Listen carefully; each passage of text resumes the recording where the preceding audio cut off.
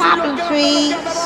Ridicache, Thierry Duval-Destia, Ridicache, Franck Diva, Maraja deuxième, Maraja qui revient sur Ridicache, Maraja les deux favoris, Ridicache, Ipiti Foura, Ridicache, Franck Diva, Thierry Duval-Destia, Maraja est deuxième, Olga Bilouette c'est troisième, Oriol Garcia quatrième, Quater Jetli cinquième. Et bonjour à tous les amis, bienvenue sur ma chaîne YouTube. On se retrouve pour une toute nouvelle semaine, direction l'hippodrome de Paris-Vincennes, qui se finira sur l'hippodrome de Paris-Vincennes dimanche avec le somptueux Prix de Bretagne.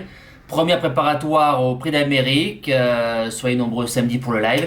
Je lance déjà la piqûre de rappel. Pour lundi, le Prix d'Aigues-Mortes, une course européenne 2100 mètres Autostar, grande piste, 16 partants, un quintet qui ressemble à celui de jeudi. Touffu, donc qui risque de faire de l'argent. J'avais prévenu pour jeudi, il a fait 8000 € dans le désordre online. Je dis pas qu'il va faire la même chose, mais c'est quand même très ouvert. On démarre de suite les bases de jeu. Alors j'ai du matin gagnant, il y a bien 7-8 chevaux qui peuvent gagner. J'ai mis le 2, Cade de Caponnet, déféré des 4, en digne fils de Memphis du Rib, c'est un dur. Un cheval qui a déjà réussi sur cette distance-là, très malheureux dans un quintet similaire l'année dernière dans le Prix des Alpes. Bon quatrième, il est drivé par Sébastien Arnaud, il vient de faire une course vraiment déféré des postérieurs sur l'aval, bon deuxième de Duc de Cristal. Il est déféré des 4, c'est un cheval qui marche par période de forme. S'il faut mettre un gagnant, je mets lui, j'y crois beaucoup. Deuxième base, le 13, Goldie Stardust, c'était la note à Enghien dans un lot bien meilleur, rappelez-vous, cet été. Une jument qui se met toujours à plat ventre, qui a marché moins de 12 sur le tracé l'année dernière. Dans le quintet d'Enghien, elle fait 5e de Volvo Talov, donc c'est une ligne qui marche très très bien. Une ligne ronflante, vu le niveau de demain. Elle a ensuite enchaîné 3 victoires chez elle, en Allemagne. Je me dis qu'avec le numéro 13 sur un rush final, je pense qu'elle va en doubler plus d'un. Le challenger, le numéro 3, Duc de Cristal, Pierre Vercruis qui en tire la quintessence, déféré des 4, Duc reste sur 2 bâtons, affronte les Européens, mais je pense que le cheval doit confirmer. Le premier outsider, le numéro 5, Ole Rolls, c'est le plus riche, c'est forcément course visée, déféré des postérieurs, bon 5e de Vincent Ferme cet été sur l'hippodrome d'Enghien. Pareil, une ligne qui tient la route. Il vient de faire 3e derrière Compte d'Étité et Confidence.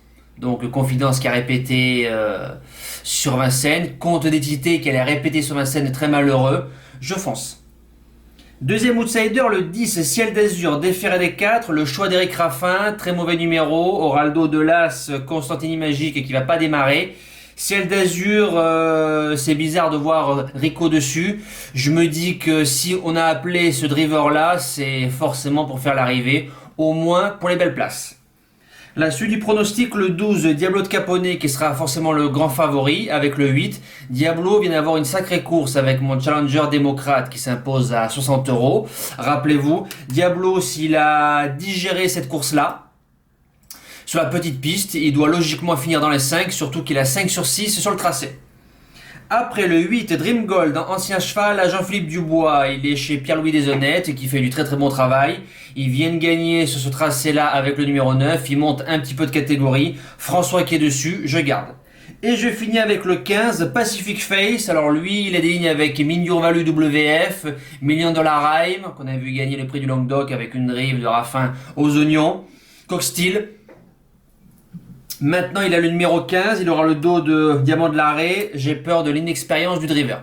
Voilà, sur la qualité du cheval, il débute sur la grande piste de Vincennes. En général, la première fois, c'est toujours bon. En cas de non partant, l'As, Constantini Magique, il est délaissé par Rico, il est déféré des 4, Monclin qui est dessus, mauvais numéro. C'est pas un cheval qui démarre.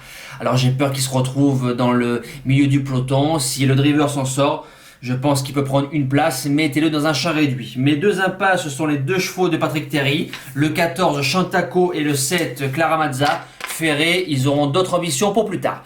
Voilà, nous passons au cheval du jour. Alors, le fameux cheval du jour, vous avez vu, d'un plus 7, 3 distancements. Tout va très vite, c'est pour ça que je reste toujours sur mes gardes. Havana Dorcy, hier, dans le groupe 2 pour femelles. Bon, si vous n'avez pas vu, bon ben voilà, part au galop. Clairement, c'était pas la course visée. Le jeu du jour qui nous fait faire quitte sur les jeux simples en réunion 1, course 9, le 2, Gently de Muse, bon, bah, qui s'impose très très facilement en marche arrière, donc très très bien. Les statistiques au jeu du jour pour l'instant sont bien, donc je continue. Vous me dites ce que vous en pensez bien évidemment. Nous espérons reprendre la série avec Fabago du Gers. Nicolas, tu as le poids sur les épaules. On espère que tu vas bien le driver. Pour lundi, pour débuter la semaine, un driver qui nous a causé du tort le soir d'Inkawazi. Donc c'est Léo Abrivard. En réunion 1, course 7, le numéro en réunion 1, course 5, le numéro 7, Go Winner. Il est déféré des postérieurs, il revient sur 2700 mètres grande piste. Il venait faire botte à botte avec Ganet de Banville, il a sauté une maille, voilà. Dans la course, je crains qu'un seul cheval, c'est le cheval de Basie à Gribouille. Voilà, il y a Galet de Rivière, il y a des chevaux qui tiennent la route, mais je pense qu'il y a Gai Printemps aussi, mais je pense que Go Winner, 2700 mètres grande piste, c'est sa belle course du meeting d'hiver, j'y crois beaucoup. Donc 5 gagnants, 20 placés. Et le jeu du jour, c'est dans la course juste avant. Donc j'espère que Bazir gagne la course juste avant, comme ça, la course d'après, il nous la laisse. En réunion 1, course 4, report ou simple, une jument que j'ai donnée 2 fois l'hiver dernier, une 3e place disqualifiée après enquête très malheureuse, et la 2e fois sur Reims avec Orage Vidal. Elle s'impose à 8 euros 2-3 jours avant le premier confinement. Le numéro 12, Gélade Belloué, c'est la 3e plus riche. C'est un bel engagement pour elle. Je pense qu'elle peut disputer le podium. Et pourquoi pas la victoire. Voilà, nous les amis, on se dit à demain pour le KT du Val d'Or. Et n'oubliez pas le live pour samedi. Bonne semaine à tous. Ciao!